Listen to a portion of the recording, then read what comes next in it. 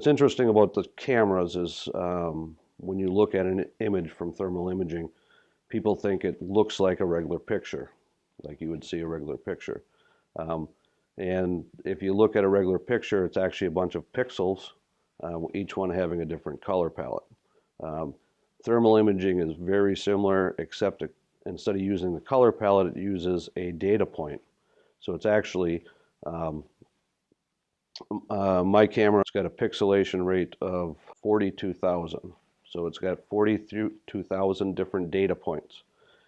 The nice part about that is you can go in there and look at each data point so you can actually see it. So you're not actually, when you change the image, you're not actually corrupting that data. Whereas if you take a regular photo, you change it, so you change the color or lighten it or darken it. As soon as you save it, you've now changed those data points. You've now changed those bits of color, those pixels, to that setting. Whereas with the camera, because it's only data, you never change the image. The fire department uses it because the house is all smoky. When you go in there, when a fire department goes in and tries to find a person, they can't see anything. With the thermal imaging camera, it doesn't see that smoke, so it sees heat. So you can they can walk into a room and they can scan it really quickly and tell if anybody's in there. So that's one use they have for it.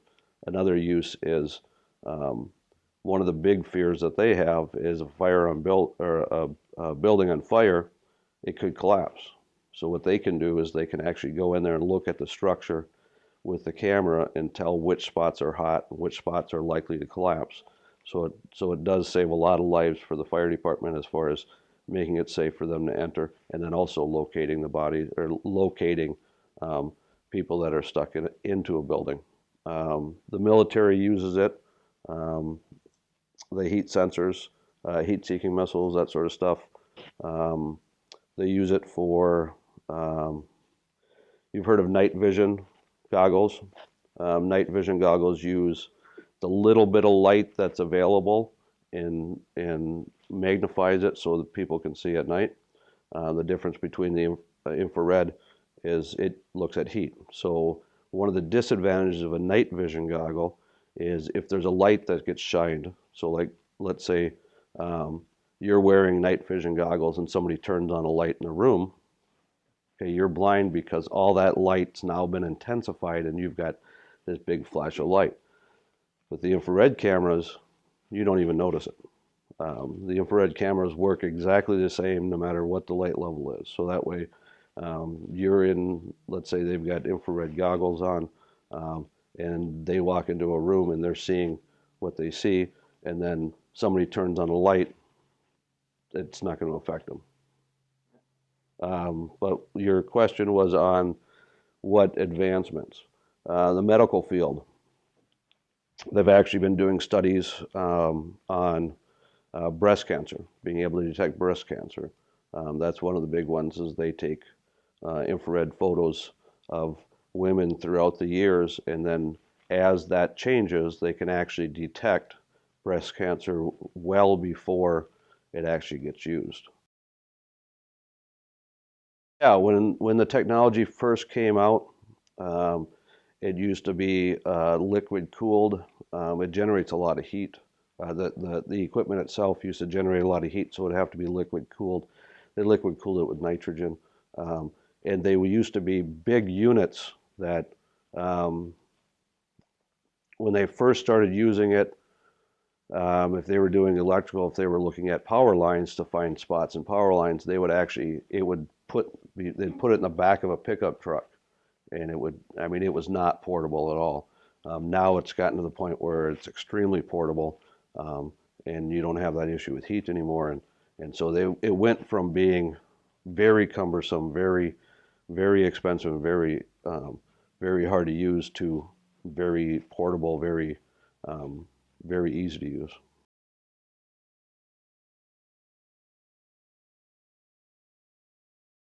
Crap, the headlights are out. We need to get this fixed. Hey, a car garage, pull it over there. I bet they can help us.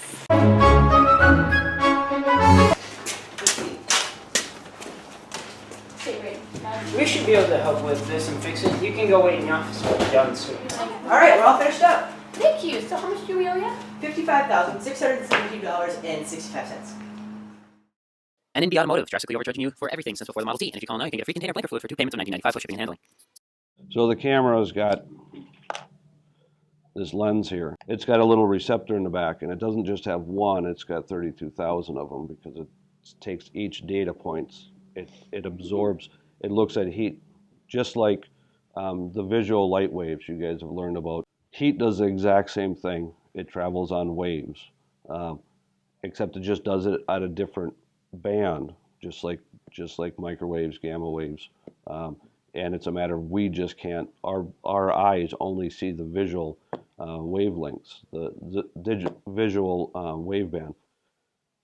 This camera looks at the infrared waveband, which is a little different.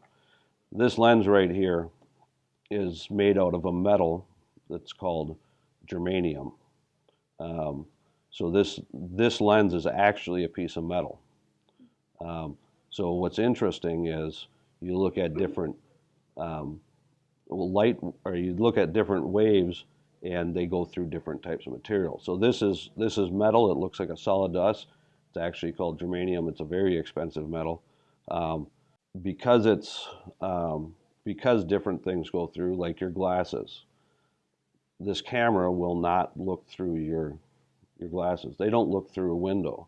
They don't look through glass. They actually reflect. The glass reflects heat, so it's going to reflect that. So it can see through some things that we can't see through.